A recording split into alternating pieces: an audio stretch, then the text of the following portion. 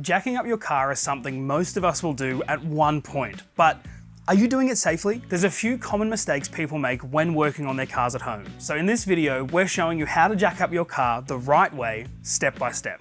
First things first, make sure you're on a flat, level surface. This is crucial. Lifting a car on uneven ground is super dangerous and something that you should avoid at all costs. Here's what you'll need: a good quality jack and a pair of sturdy jack stands. We're using a trolley jack today, but the same principles apply whether you're using a bottle jack or the OEM jack that comes with your car. Next, we need to find a safe lifting point. Your owner's manual is your best friend here. Typically, you'll find 4 pinch weld lifting points for your OEM jack, and 2 dedicated trolley jack lifting points, one at the front and one at the rear. Not all cars have this, but your owner's manual will tell you if you do. If your manual doesn't help, you'll need to do a bit of investigating. Slide under the front of the car and look for solid parts of the frame. You want to avoid all fragile components. You don't want to lift the car up through the oil pan because it's not designed to hold that weight. Once you've found your lifting point, slide your trolley jack into position. Twist the handle clockwise to close the valve and slowly pump the handle to lift the pad of the jack. You want to line the jack pad up carefully to the frame of the car before lifting the vehicle. Raise the car up until the front wheels are off the ground.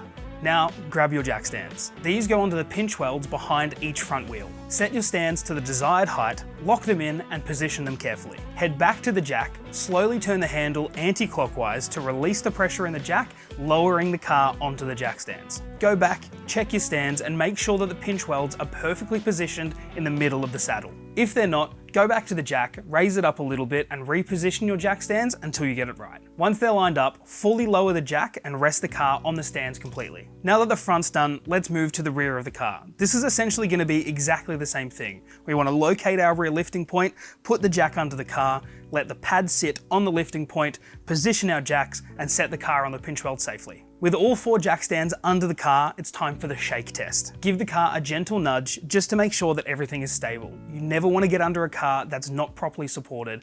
This step could save your life. For added safety, you can take your trolley jack back to the front or rear lifting point and pump it up just until it makes contact with the car.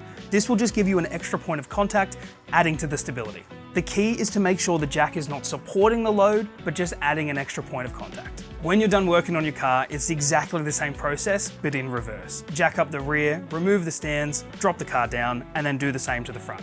And that's it. Your car is now safely jacked up and back on the ground again the right way. If you've got any questions, leave them in the comments below. Stay safe. We'll see you in the next one.